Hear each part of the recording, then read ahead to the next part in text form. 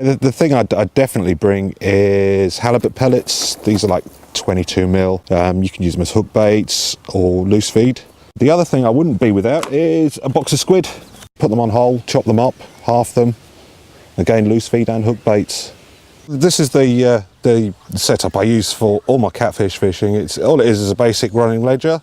All it consists of is a run ring, a lead weight, a couple of beads, and a rather large swivel. Inside there is some 10-pound mono.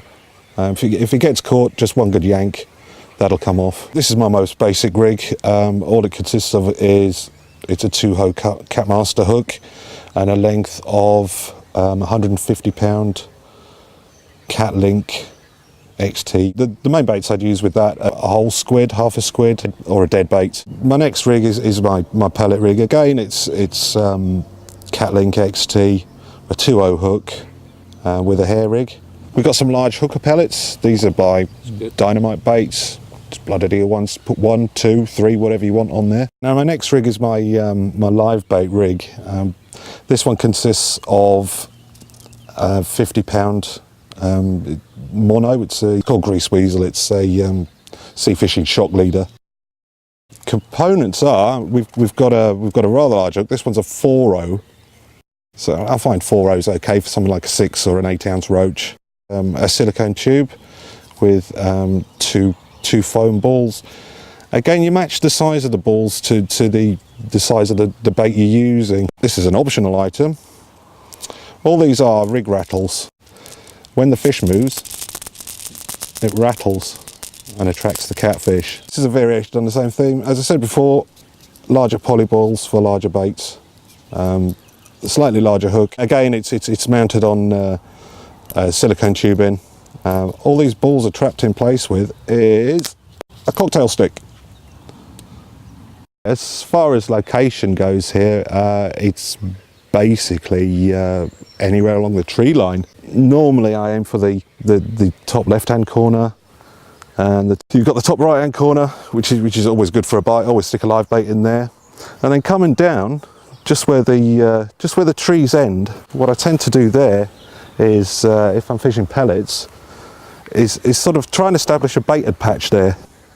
The rods I'm using are Shimano Beastmaster Catfish rods. Your alternative, if you wanted to use something else, is probably a spod rod. Reel-wise, it's just your normal standard bait runners. The line I'm using today is braid. That particular one I think is about 70 pounds breaking strain. I'm just using that for the sensitivity because I'm using live baits today. No bobbins. I just want the catfish to feel no resistance when it takes the bait. If we move on to the unhooking mats, again what I've got is a dedicated catfish unhooking mat. As you can see, it's quite long, which comes in handy here because it's for releasing the catfish and landing them. The stage is quite sharp, so it's nice to actually push the unhooking mat over, protects the catfish. And then I've got my waist link. It's the Euro model. I've had catfished over 100 pounds in that. And a weigh bar as well. We use this, it just saves busting your back. It's a 2-man job if you get a big one. A decent set of scales as well. These go up to 132 pounds. And you need a pair of gloves. Just ordinary rubber gloves is the ones I'm using. The way I land the catfish is to grip them by their mouths, pull them over the unhooking mat. It's the easiest way of doing it. I've got quite sharp like little pads in there as well, so you don't really want to rubbing your hands across them. Probably out of about 3 or 4 trips here, I've had about 60 catfish. That was 108 pounds. It was actually on a piece of squid. It was absolutely brilliant, absolutely brilliant. The fight lasted a good 20-25 minutes, and it was great. It was great.